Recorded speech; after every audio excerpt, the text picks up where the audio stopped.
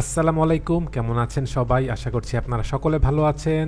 দেশ এবং প্রবাস থেকে যারা ভিডিওটি দেখছেন আপনাদের সকলকে স্বাগতম। সামনে এখানে যে সেতুটি দেখতে পাচ্ছেন এটি হচ্ছে লালন শাহ সেতু এবং এটির বাম পাশে যে সেতু দেখা যাচ্ছে এটি হচ্ছে হার্ডিংস সেতু, যেটি ব্রিটিশদের তৈরি করা। লালন শাহ সেতুর সামনের দিকটি চলে গেছে ঈশ্বরদী আর এই পার্টটি হচ্ছে ভেড়ামারা থেকে কুষ্টিয়া পর্যন্ত যে সড়ক রয়েছে সেটিকে প্রশস্ত করার কাজ চলছিল।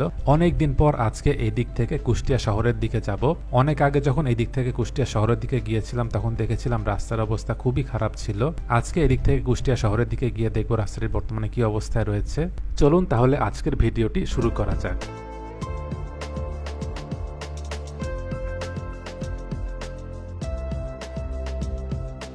সামনের এই গোল চত্বর থেকে সড়কটি সোজা চলে গেছে কুষ্টিয়া শহরের দিকে। এই সড়কটি 2 লেনের, আর একটু সামনে ডান পাশে একটি ইকোনমিক জোন হওয়ার কথা রয়েছে।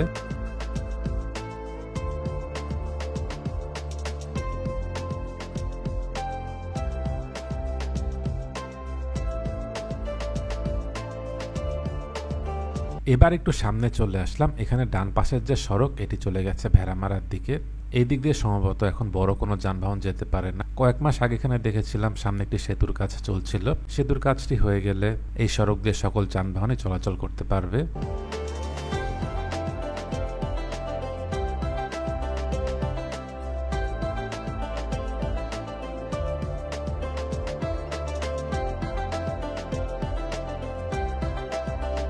এই অংশে দেখা যাচ্ছে সড়কটি উঁচা নিচা হয়ে আছে। অনেক আগে এদিক দিয়ে যাওয়ার পথে আরেকটু সামনের দিকে দেখেছিলাম রাস্তাটি বেশ খানিকটা জায়গা ডেবে গিয়েছিল। এদিকের অংশ সম্ভবত এখনো রাস্তার কাজ শুরু হয়নি, আর একটু সামনের দিকে গেলে বোঝা যাবে।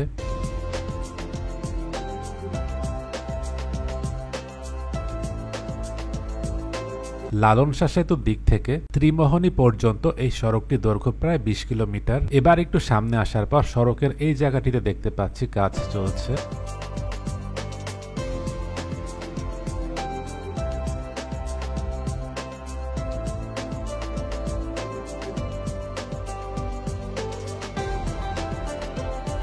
এখান থেকে সামনের অংশে দেখা যাচ্ছে সড়কের কাজগুলো হয়ে গেছে। আগের থেকে সড়কটি দেখা যাচ্ছে কিছুটা প্রশস্ত হয়েছে।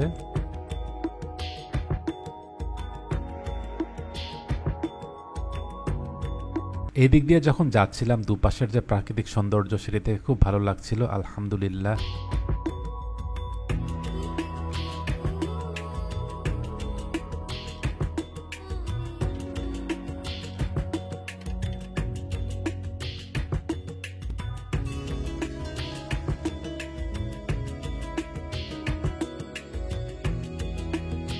মহাসড়কগুলোতে সার্ভিস লেন থাকাটা জরুরি। সব ধরনের যানবাহন একসাথে চলাচল করলে এতে দেখা যায় দুর্ঘটনাও ঘটে।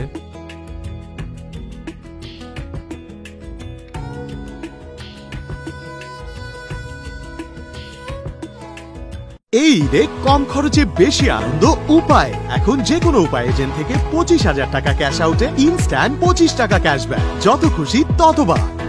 এই সড়কটি একটি গুরুত্বপূর্ণ মহাসড়ক। দক্ষিণবঙ্গের দিক থেকে উত্তরবঙ্গের দিকে যাওয়ার জন্য এটি একমাত্র রুট। এই সড়কটি দিয়ে বিপুল পরিমাণ পণ্যবাহী ট্রাক চলাচল করে। উত্তরবঙ্গের দিক থেকে যেসব যানবাহন খুলনার মংলা পোর্টে যায় তারা এই সড়কটি ব্যবহার করে। এবার এই দিক দিয়ে যাওয়ার পথে দেখতে পেলাম যেসব অংশে সড়কের কাজটি হয়ে গেছে সেখানে সড়কটি ভালো রয়েছে। লালন শাহ সেতুর দিক থেকে এই দিক পর্যন্ত আসতে সময়ও কম লেগেছে।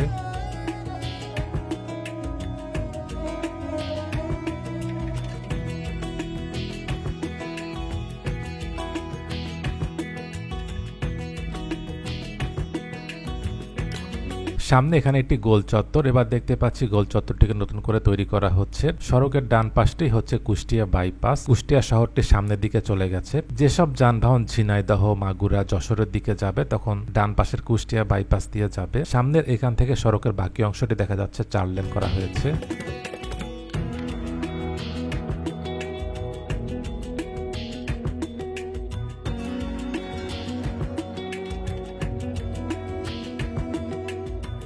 এবার চলে এসেছি ত্রিমোহনীর দিকে।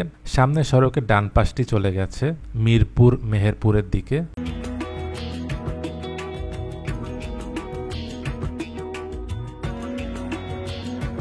এখানে সড়কের মাঝখানে ডিভাইডারটি দেখা যাচ্ছে বেশ বড় আছে। রাস্তার মাঝখানে ডিভাইডার এবং দুপাশে গাছ লাগিয়ে দিলে এই জায়গাটি দেখতে সুন্দর লাগবে।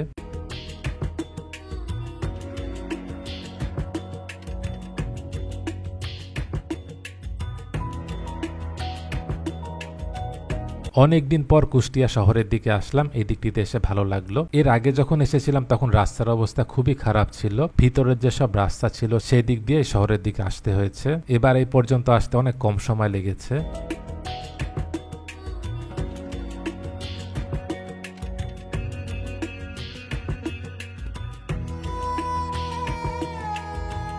এবার চলে এসেছি মজমপুরে। এদিক পর্যন্ত দেখতে পেয়েছি সড়কের কাজগুলো হয়ে গেছে।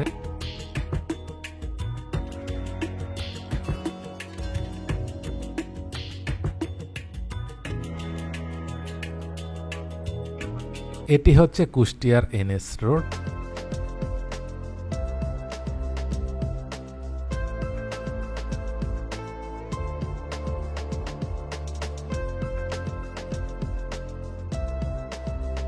ভিডিওটি কেমন লাগলো কমেন্ট করে জানাবেন, ভালো লেগে থাকলে লাইক এবং শেয়ার করে অন্যদেরকেও দেখার সুযোগ করে দেবেন। দেশ এবং প্রবাস থেকে এতক্ষণ ধরে যারা ভিডিওটি দেখলেন আপনাদের সকলকে অসংখ্য ধন্যবাদ।